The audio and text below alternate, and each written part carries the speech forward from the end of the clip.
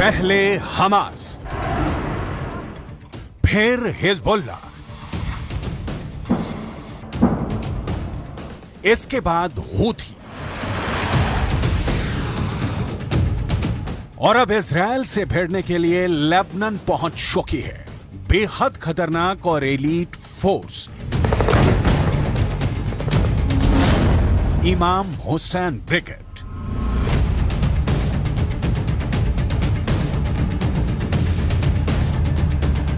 Israel के सैनिक 24 घंटे हर सेकंड आंखों में तेल डालकर इजरायल और लेबनान की बॉर्डर की सुरक्षा कर रहे हैं। और ऐसे वक्त में इजरायल को एक बड़ी खबर मिली है।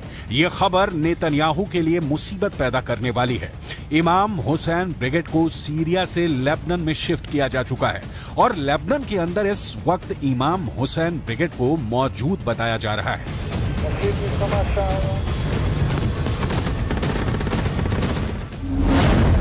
यह दावा इजरायल डिफेंस फोर्स के अरबी भाषा के प्रवक्ता अविचाई अद्राई ने एक ट्वीट के जरिए दी है।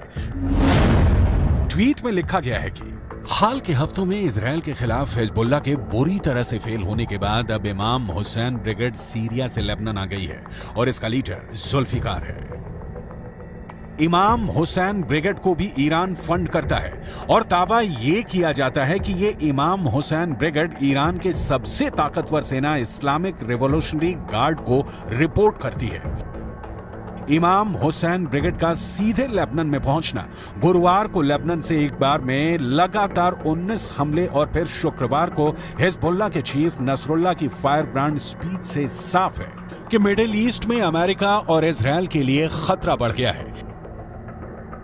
الاحتمالات في جبهتنا اللبنانية مفتوحة.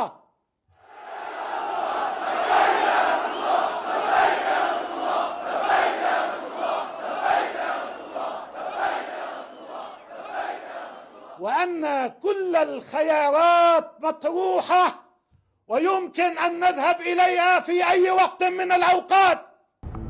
ईरान के राष्ट्रपति इब्राहिम रईसी पहले ही चेतावनी दे चुके हैं कि गाजा पट्टी को क्रॉस करके इजरायल ने रेड लाइन क्रॉस कर दी है।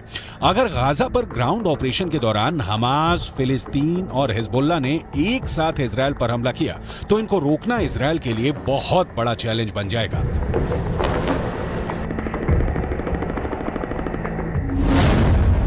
गाजा में हमास के लड़ाकों की तादाद 40 से 50 हजार के करीब है। उत्तर की तरफ लेबनान में मिलिशिया हिजबुल्लाह की तादाद 1 लाख से ज्यादा है। इनके सामने इजरायल में एक्टिव और रिजर्व फोर्स मिलाकर 6 लाख से ज्यादा सैनिक हैं। ये आंकड़े बताते हैं कि इजरायल के पास 4 गुना ताकत है।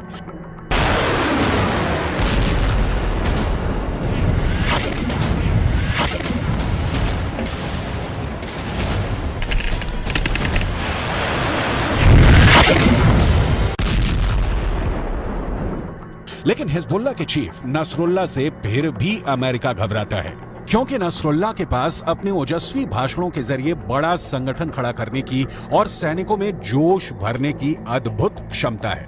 अमलियात المقاومة في الجنوب ودماء شهدائنا وشهدائكم في الجنوب تقول لهذا العدو الذي قد يفكر بالاعتداء على لبنان أو بقيامه بعملية استباقية باتجاه لبنان أنك سترتكب أكبر حماقة في تاريخك ووجودك. सबसे बड़ी बात यह है कि हिजबुल्लाह के पास एक ट्रेंड सेना है जिस पर विजय पाना हमास से भी ज़्यादा कठिन काम है। हिजबुल्लाह के पास हथियारों का विशाल भंडार है। हिजबुल्लाह के पास गाइडेड मिसाइलें भी हैं जो इजरायल के अंदर तक मार कर सकती हैं। हिजबुल्लाह के पास एंटी टैंक मिसाइलों का बहुत बड़ा जखीरा है, जिसकी वजह से इजरायल को नुकसान भी पहुंचा है। ये मिसाइल ईरान से सप्लाई की जाती रही है और ऐसी मिसाइलों का हिजबुल्लाह के पास बहुत बड़ा जखीरा है।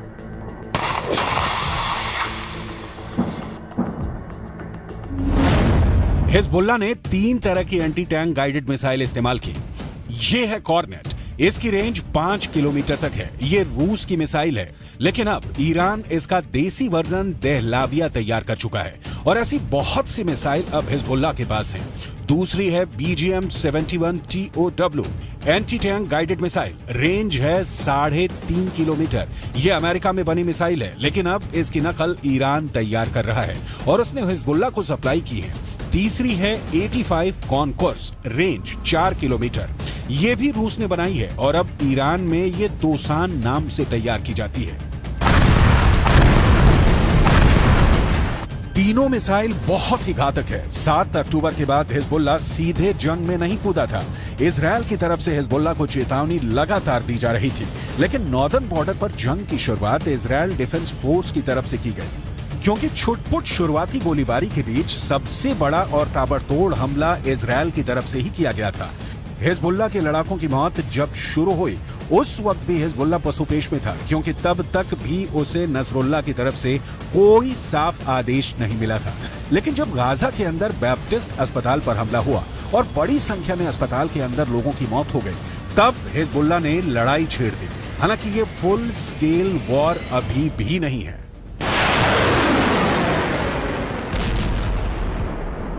और इस 3 हफ्ते की लड़ाई में हिजबुल्लाह के अब तक 50 से ज्यादा लड़ाके मारे जा चुके हैं। अक्टूबर के तीसरे हफ्ते में तो हिजबुल्लाह के 20 से ज्यादा लड़ाके मारे गए थे, जिसके बाद इस जंग में हिजबुल्लाह धीमा पड़ता नजर आया, लेकिन बाद में धीरे धीरे वो इस जंग में फिर वापस आ गया। ईरान कभी अपनी जमीन पर युद्ध नहीं लड़ेगा, क्योंकि उसके रणनीतिकार बहुत होशियार हैं। ईरान की सरकार यमन, इराक और सीरिया को जमीन का इस्तेमाल करके अमेरिका और इजरायल के ठिकानों पर हमला कर रही है। इन देशों में अपनी जड़ें जमाने के लिए ईरान ने बरसों की मेहनत की है और अब वो उसका फायदा उठाना चाहते हैं। लेबनान एक ऐसा ही देश है जो जंग की चपेट में धीरे धीरे आता जा रहा है। लेबनान के अखबार नहार नेट ने यह रिपोर्ट किया है कि इजरायल ने ब्लीडा इलाके के पूर्वी बाहरी इलाके में फास्फोरस बम से हमला किया है, जिसकी वजह से वहां मौजूद आसपास के जंगलों में भारी आग लग गई थी। इन फास्फोरस बमों से लगी आग लंबे इलाके में फैले जंगलों तक फैल गई, जिससे भारी नुकसान हुआ। इजराइल की तरफ से लगातार ये कहा जा रहा है कि लेबनान हिजबुल्लाह के कंधों पर बंदूक रखकर जंग में कूदने का जोखिम ना उठाए, क्योंकि इस बार लेबनान बहुत बुरी तरह जंग की चपेट में आएगा और फिर ये कहकर पल्ला नहीं झाड़ सकता कि इस जंग में उसे हिजबुल्लाह ने घसीटा है। इजरायल के प्रधानमंत्री बेंजामिन नेतन्याहू पहले ही ये कह चुके हैं कि लेबनान को इस बार ऐसा जवाब दिया जाएगा कि वो दूसरी जंग लड़ने के काबिल ही नहीं बचेगा। שאתם עושים פה ומה ששמעתי עכשיו מהמפקדים שלכם זה דבר חשוב מאין כמוהו. אתם הורגים אנשי חיזבאללה שמנסים לתקוף את קו החזית שלנו.